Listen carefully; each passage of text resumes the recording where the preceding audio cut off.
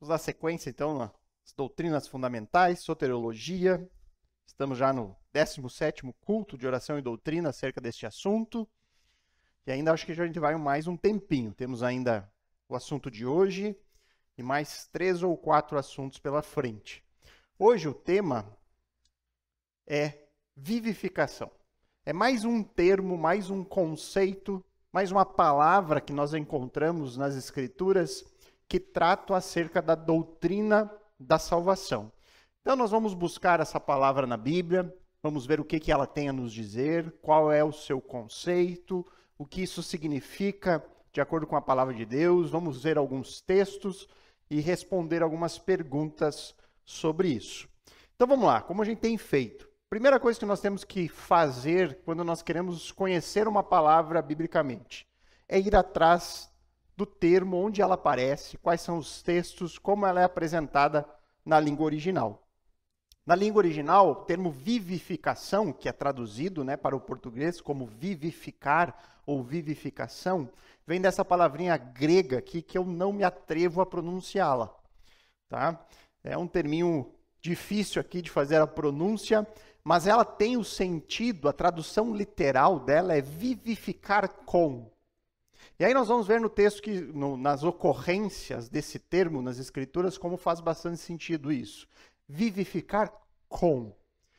E aí é um verbo, na língua original é um verbo, que tem o sentido de tornar alguém vivo, sobrenaturalmente, juntamente com o outro ou outros. Esse é o sentido bíblico dessa palavra. E essa palavrinha que nós vamos estudar hoje, esse conceito teológico dentro da soteriologia, aparece apenas em 2 lugares. Essa palavrinha, como está aqui, só há 2 ocorrências dela no Novo Testamento.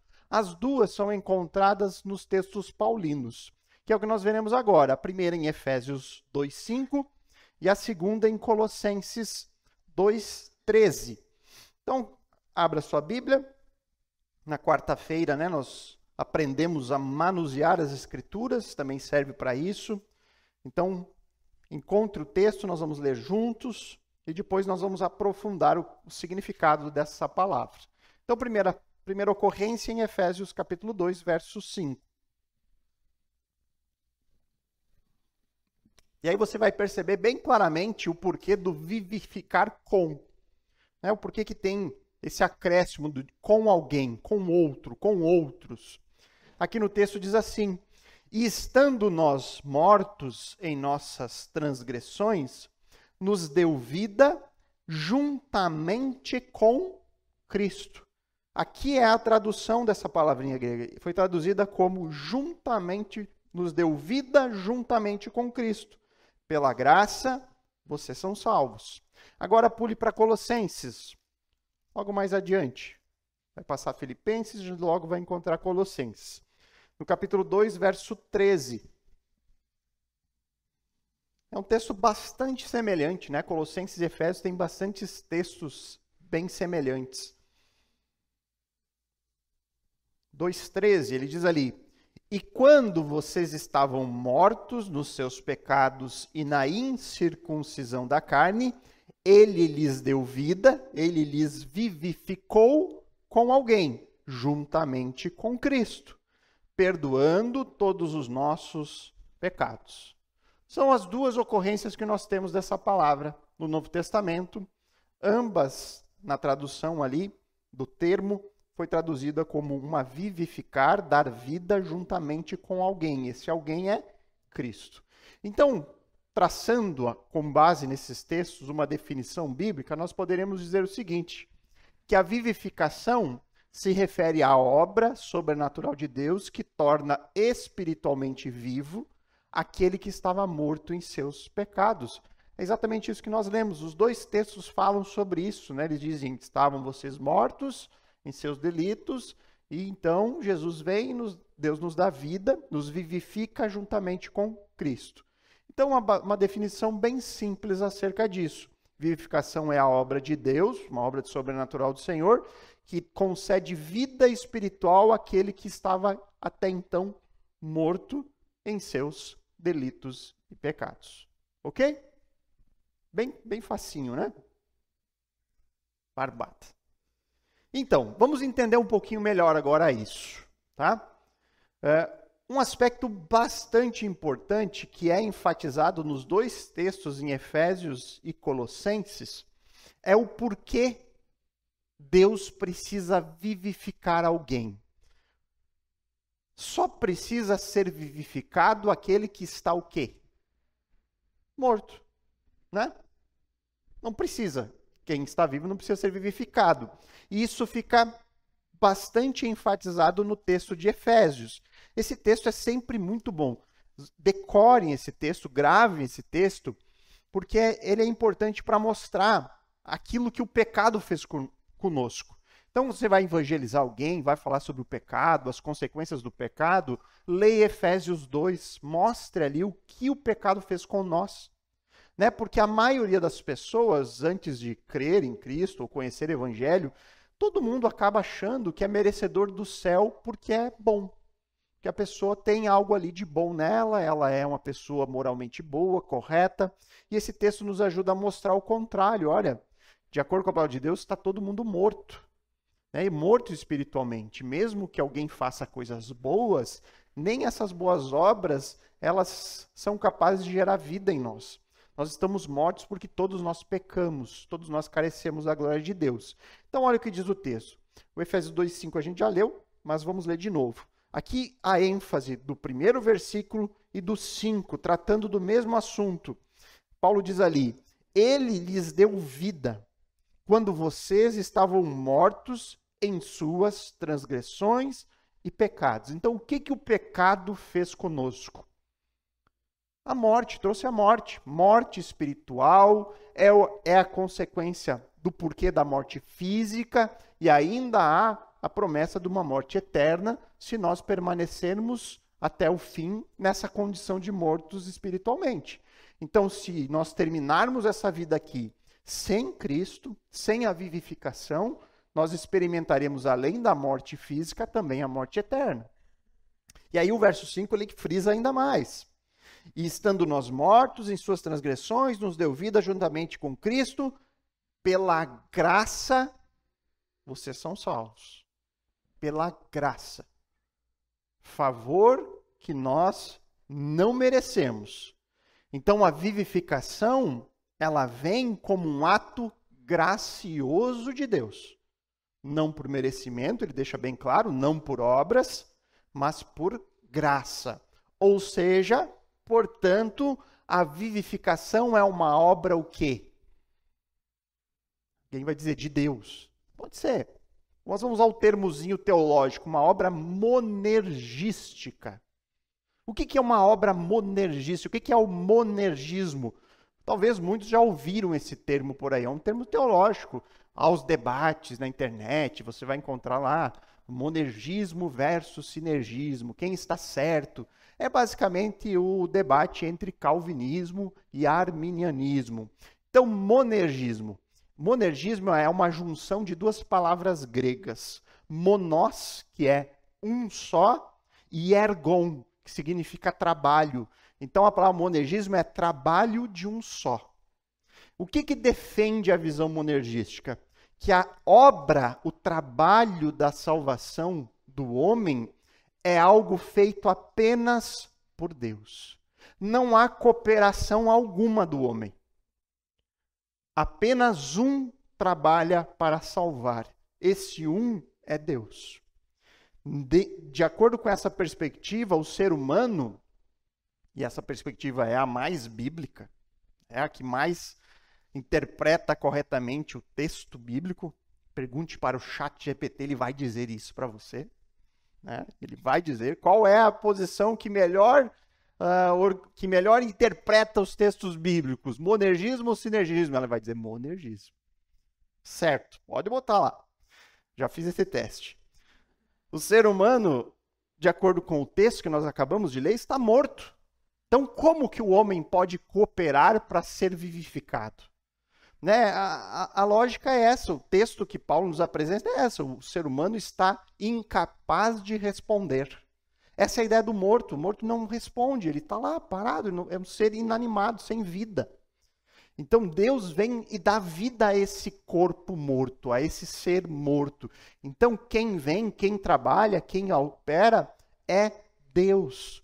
Já no sinergismo, que aí vem a junção da palavra sim, que é juntos, e ergon, que é trabalho, então um trabalho juntos, um trabalho em conjunto, o sinergismo ele vai dizer que há uma cooperação na salvação.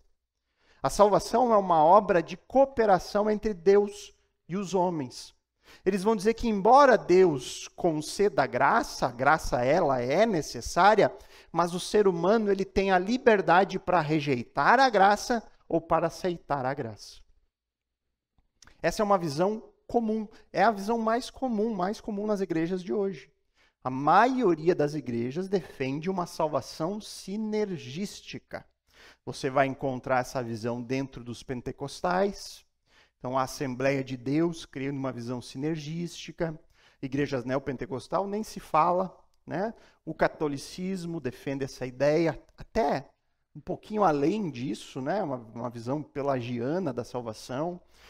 E outras vertentes cristãs creem nessa cooperação. Eles dizem, olha, sim, Deus ele concede graça, mas nós somos livres para aceitar a graça de Deus ou para rejeitar a graça de Deus. E ao olhar do ser humano comum, ele pode dizer, é verdade, eu conheço um vizinho meu que rejeitou. Eu preguei o evangelho para ele e ele disse que não queria. E eu acreditei, eu aceitei. Então, parece nessa visão humana de que não é isso mesmo. Mas nós não podemos olhar para a maneira como a salvação opera com uma visão humana. Nossa visão tem que ser bíblica. E o que a Bíblia diz? O que os textos nos dizem? Nós acabamos de ler. O homem está morto e aí então Deus vivifica o homem. Não é por obras. Se eu coopero, tem obras. Se eu sou aquele que aceita ou rejeito, então eu trabalho junto com Deus ou eu descarto esse trabalho com Deus. Mas não é o que o texto bíblico. Então, assim, por mais que possa ser difícil para nós entendermos essa vivificação, como ela opera, é o que a Bíblia ensina. Então, a diferença central aqui dessas duas abordagens, do monergismo e do sinergismo, ela está na participação do homem. Então, quando nós dizemos que Deus opera a salvação, nós estamos dizendo que esta é uma obra monergística. Deus age sozinho. É obra dele. No sinergismo, há uma resposta ativa do homem. Agora, o que a Bíblia, então, ensina? Nós já vimos 2 textos aqui, pelo menos. Mas vamos ver mais. Vamos para o Evangelho de João, capítulo 1. E aí você pode olhar com seus próprios olhos e ver se cabe aqui um sinergismo, uma ação conjunta, ou se o monergismo aqui é destacado, uma ação de Deus na salvação do homem. Então, no Evangelho de João, capítulo 1, verso 12 e 13.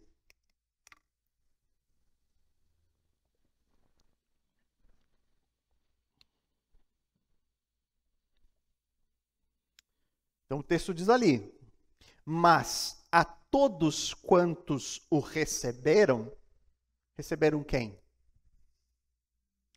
Creram em quem? Receberam a quem? Jesus, né? Isso aqui está falando de alguém que crê em Jesus. Deu-lhes o poder de serem feitos filhos de Deus, a saber, os que creem no seu nome. Ok? Concordamos. Para alguém se converter, tem que crer em Jesus. Agora ele vai dizer como que eles creram. Os quais não nasceram do sangue, nem da vontade da carne, nem da vontade do homem, mas de quem? De Deus. Quem crê, crê porque Deus operou nele. Não, quando você olha para Cristo como seu Senhor e Salvador e se agarra nele como única esperança, isso é conversão verdadeira, é você reconhece o seu pecado e vê que você não tem esperança por si só e você precisa de um Salvador, e aí os seus olhos vão para Cristo e você abraça Cristo como única esperança. Quando isso ocorre, o que João está dizendo, olha, isso não ocorreu por sua vontade. Não foi porque você é inteligente, não foi porque você conseguiu compreender o evangelho. Não, você nasceu do alto. Foi o Senhor quem lhe vivificou para que fosse capaz de crer. Vamos para o outro texto, João 6, 37 a 44.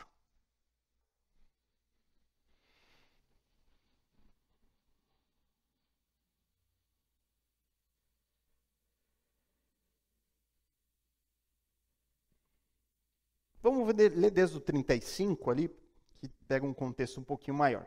Ele diz ali, Jesus respondeu, eu sou o pão da vida.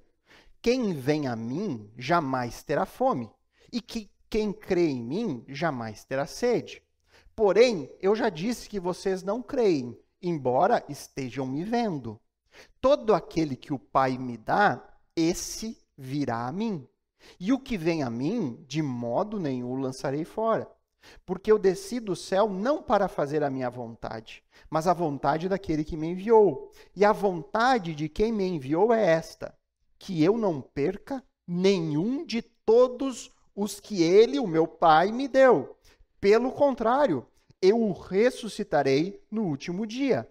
De fato, a vontade de meu Pai é que todo aquele que vir o Filho e nele crer tenha a vida eterna, e eu o ressuscitarei no último dia. Então os judeus começaram a murmurar contra ele, porque tinha dito, eu sou o pão que desceu do céu.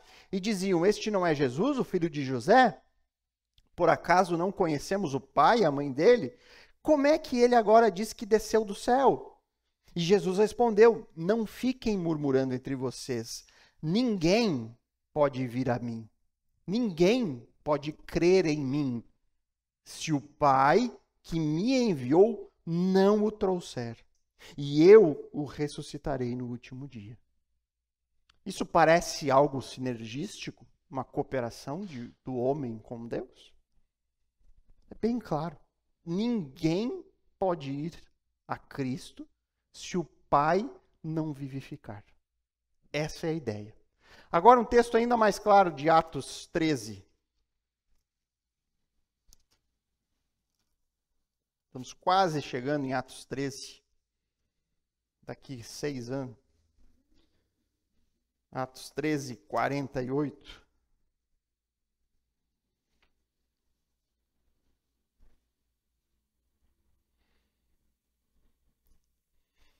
E aí você diz se há algum desses textos aí, a possibilidade de interpretação de uma salvação que é uma cooperação entre o homem e Deus. Veja se aqui cabe isso também. Olha o que diz ali. Os gentios, ouvindo isso, a pregação que estava sendo feita ali pelo apóstolo Paulo, os gentios, ouvindo isso, se alegravam e glorificavam a palavra do Senhor. E creram. Olha, eles creram. Então, cooperação, eles creram. Todos os que haviam sido destinados para a vida eterna. Quem que creu? Quem o Senhor quis que cresce. Quem o Senhor destinou para serem salvos. Então, queridos, os textos são claros. O que a gente pode fazer é se revoltar com os textos, inventar uma outra interpretação, dar as boas cambalhotinhas e colocar uma obrinha nossa no meio. Não, mas a gente, no final das contas, sou eu que creio. Ninguém vai me convencer do contrário. E aí, então, irmãos, quando a gente chega nessa... quando você luta contra o texto, né? Quando o texto está dizendo algo claro e você ali, não, mas eu acho que é sinergismo. Isso aí, irmãos, é interpretar a Bíblia de acordo com a sua experiência. A sua experiência de que você creu, você foi atrás, você se converteu. Mas o texto bíblico não diz isso. E aí você deve ficar ou entre a sua experiência, o seu sentimento, ou a Bíblia. O que a Bíblia ensina? Consistentemente, não só nesse texto, mas todos os outros que nós lemos, que a vivificação, que a salvação é uma obra de Deus. Ele vivifica, Ele que chama os seus, é Ele quem regenera o coração, é Ele. A conversão, como nós já falamos na semana passada, é a resposta do homem àquilo que Deus já fez aqui dentro. Esse trocar de coração, né? Tirar o de pedra e colocar um de carne. Ok? Alguma dúvida até aqui? Então vamos em frente. Quando ocorre a vivificação? Em que momento isso ocorre? É muito parecido com o que nós vimos na semana passada na regeneração. Ocorre antes da conversão. Então a vivificação e a conversão, irmãos, são etapas distintas dentro do processo de redenção, dentro do processo da salvação. Vivificação, como nós já vimos, é um ato soberano de Deus, concedendo vida espiritual àquele que está morto em seus delitos e pecados. O que é a conversão? A conversão é a resposta do homem à vivificação. Ele é vivificado e aí então é capaz de converter o seu caminho. Lembra eu falei aqui bastante sobre isso na semana passada? A regeneração é a mesma coisa, acontece antes. Até às vezes a gente confunde, né? Parece que são a mesma coisa. Será que não são a mesma coisa? Logo veremos. A ideia é que uma vez que Deus nos dá vida espiritual, é nesse momento que nós somos capazes de nos arrepender do pecado e crer com fé. Então a conversão é como uma resposta externa, uma demonstração externa daquilo que Deus realizou aqui dentro. É nós respondendo a isso, aí então convertendo o nosso caminho. Então, embora a conversão envolva uma ação humana, porque você tem que compreender a mensagem e crer, a Bíblia diz isso, né? Arrependa-se e creia. Nós temos que entender a mensagem. O Evangelho é uma mensagem compreensível, que você vai ali ouvir e aí então responder, mas a resposta positiva ao Evangelho, ela só ocorre porque antes Deus vivificou você. Então, se você em algum momento creu no Evangelho, esse crer, a sua conversão ocorreu porque Deus antes disso já havia vivificado o coração. Já havia regenerado você. Ficou claro? Não muito. Vai, dona Luísa.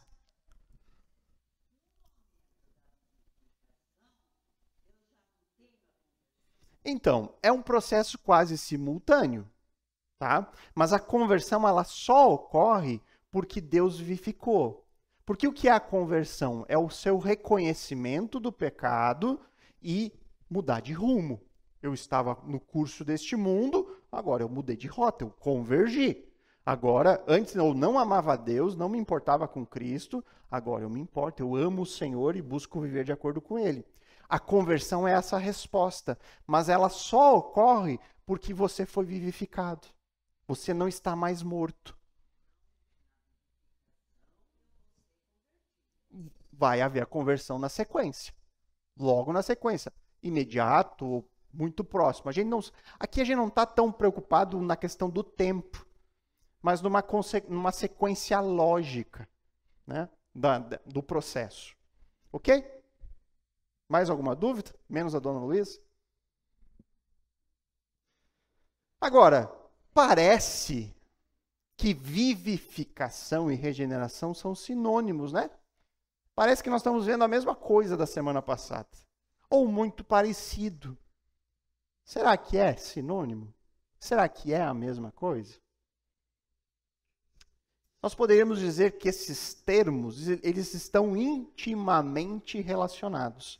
Mas eles não são exatamente sinônimos. Existe um enfoque diferente aqui em cada um deles. A regeneração, ela se refere ao ato inicial soberano de Deus, do qual ele concede um novo coração.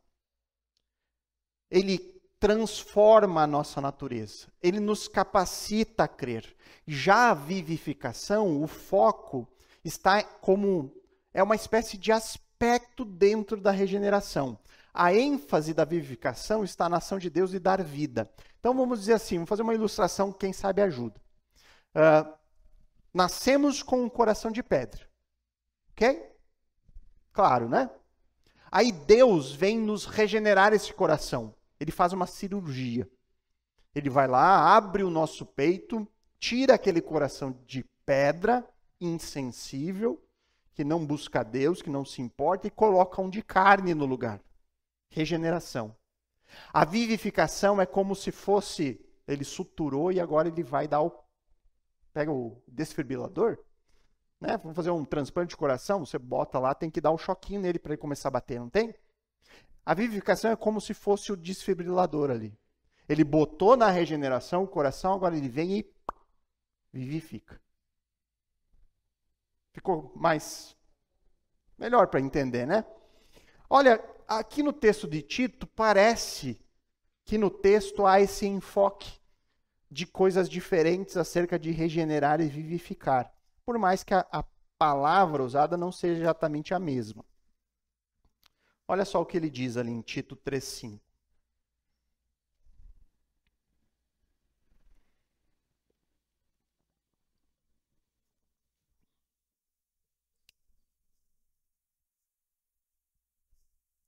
Tito 3,5. Então diz ali: Ele nos salvou não por obras de justiça praticadas por nós, mas segundo a sua misericórdia. Ele nos salvou mediante o lavar regenerador, de regenera, e renovador do Espírito Santo. Então a vivificação é como se fosse o caráter renovador, né? Vivificador do Espírito Santo. Então aqui parece que o enfoque ele coloca no mesmo texto as duas coisas junto.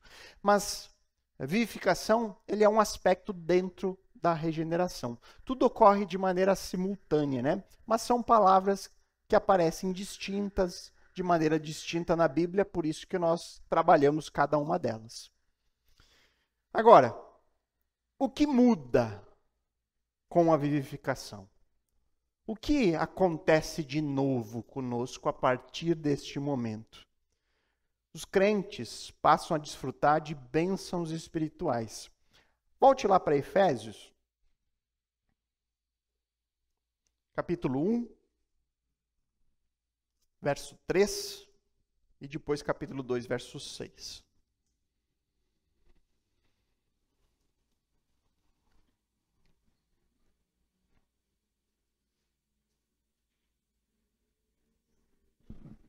Aqui são textos que estão dentro desse conceito de vivificação presente no capítulo 2.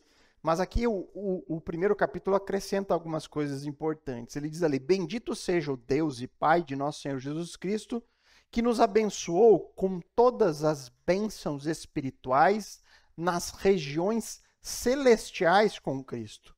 E aí no 2,6, ele parece explicar um pouco disso. E juntamente com ele, nos ressuscitou, e com ele nos fez assentar nas regiões celestiais em Cristo Jesus. Parece que aqui no 2,6 ele está especificando o que são essas regiões celestiais da qual nós recebemos as bênçãos. É como se ele dissesse que agora a nossa cidadania não é mais aqui, não é mais terrena. Nós recebemos uma dupla cidadania, uma nova cidadania. Essa cidadania ela é celestial. Nós temos agora uma nova vida com Cristo. E nós não somos mais habitantes dessa terra. Nós agora somos apenas estrangeiros aqui. Porque a nossa verdadeira pátria não é mais aqui. Ela é no céu. E juntamente com Cristo nas esferas celestiais, nós recebemos bênçãos espirituais. Que bênçãos são essas? Uma nova sensibilidade espiritual. Quando Deus nos vivifica, quando nós somos regenerados, nós ganhamos um coração sensível a Deus. Então a nossa vida muda no sentido da nossa sensibilidade espiritual. Depois de vivificados, nós somos capazes de ouvir as suas verdades, a sua vontade para nós. Nós somos capazes agora de rejeitar o pecado na nossa vida, de lutar contra ele. Então nós recebemos uma nova sensibilidade espiritual, capaz de olhar para este mundo de uma maneira bíblica, de vencer o pecado na nossa vida, de consertar os caminhos. Isso só ocorre depois que somos vivificados. Ainda, capacidade de obedecer. Antes, como nós estávamos? Mortos. Mortos em quê? Nos nossos delitos e pecados. Mortos, incapazes de agradar a Deus. Agora, a partir do momento que Deus nos vivificou, nós recebemos poder para obedecer. Poder para seguir os mandamentos de Deus. Isso faz parte das promessas da nova aliança. Depois, transformação de vida, uma consequência natural. A vivificação, ela resulta numa mudança real, uma mudança de caráter, uma mudança de conduta, uma mudança que evidencia o fruto do Espírito na nossa vida. O que é o fruto do Espírito lá em Gálatas 5? São dons sobrenaturais? Não, são marcas de caráter. Bondade, benignidade, mansidão, domínio próprio, são marcas de caráter. Então, na vivificação, nós temos uma mudança no nosso ser por completo. Nós então passamos a evidenciar esse fruto que nós recebemos com o Espírito. Isso gera transformação. Também comunhão com Deus. A partir do momento que somos vivificados, nós temos acesso a Deus. Acesso a Deus por meio de Cristo. Nós podemos experimentar de uma verdadeira vida de oração, de adoração verdadeira, não mais religiosa e morta, mas real. Nós passamos a nos relacionar com aquele que é o nosso Pai. E isso se torna algo indispensável para o crente. Essa comunhão com o seu Deus. A adoração, o vir à igreja para adorar. Mas não se resume apenas à igreja. A adoração são atos diários. Tudo aquilo que o crente faz deve ser como um ato de adoração a Deus. Então isso muda na nossa vida. Também, santificação progressiva. É um processo contínuo de renovação, de fortalecimento espiritual, de mudança de vida, que começa na conversão e que vai até o fim dessa vida, sempre progredindo. Às vezes também regredindo. E aí a gente vai e empurra. Vai, está voltando para trás, vou te ajudar. Para isso que serve a igreja. Para isso que servem os irmãos. Porque nós temos altos e baixos, nós somos inconstantes. Nós andamos numa montanha russa das nossas emoções e vira e mexe nós precisamos de um irmão ao nosso lado para dizer: vamos em frente, não desanime. Estou aqui para ajudar, vamos orar juntos. Mas a nossa caminhada aqui tem que ser progressiva. Dia a dia nos tornando mais santos. E aí então, por fim, isso também resulta em testemunho e evangelismo. A nova vida que nós ganhamos em Cristo leva o cristão a compartilhar o Evangelho. A viver de maneira prática uma vida que serve de testemunho para os de fora. Isso está intrinsecamente ligado com a vivificação. O crente vivificado é um crente que evangeliza, que anuncia as boas novas, que tem uma vida que fala de Cristo para as pessoas, que gera luz para aqueles de fora, que aqueles que estão em trevas. Isso também está ligado aqui. Então essas marcas, irmãos, elas estão sempre presentes naqueles que foram vivificados. Alguns, essas marcas são mais evidentes. Outros, menos. Mas sempre elas estarão presentes. Elas serão observáveis na vida dos verdadeiros cristãos, daqueles que de fato foram vivificados, regenerados e que de fato abraçaram a mensagem da cruz como deve ser abraçada, com todo o nosso ser, com toda a nossa força, com todo o nosso entendimento. Então, para concluir, olha, primeira vez que eu vou concluir no horário. A vivificação é a obra soberana de Deus, que dá vida espiritual ao pecador, morto em seus delitos e pecados. Esse despertar espiritual capacita o cristão a crer, obedecer e viver em comunhão com Deus, resultando em santificação contínua e transformação de vida. Alguma dúvida? Claro, deu para entender, né? Ok, na semana que vem nós vamos falar sobre recriação, depois nós temos perseverança dos santos, depois nós temos santificação, e aí então os venenos, e aí encerra essa doutrina. Ok, queridos? Então, vamos ter uma palavra de oração para encerrar. Alguma dúvida? Dona Luiz? Não? Ninguém mais? Oremos.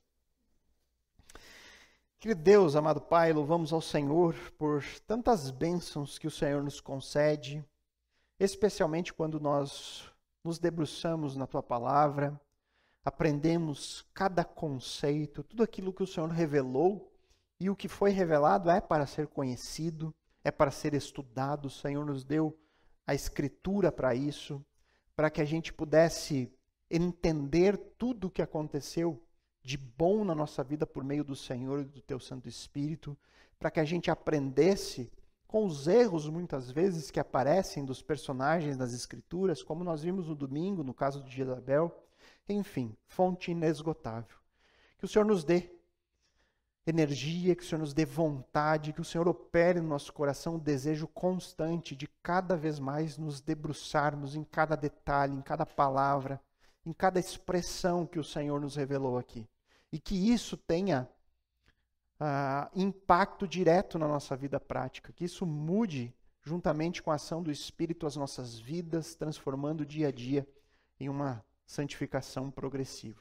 Nos ajuda com as nossas lutas, dificuldades, as nossas limitações causadas pelo pecado, e que tudo possamos dar glórias a Ti. Louvamos ao Senhor e agradecemos em nome de Cristo.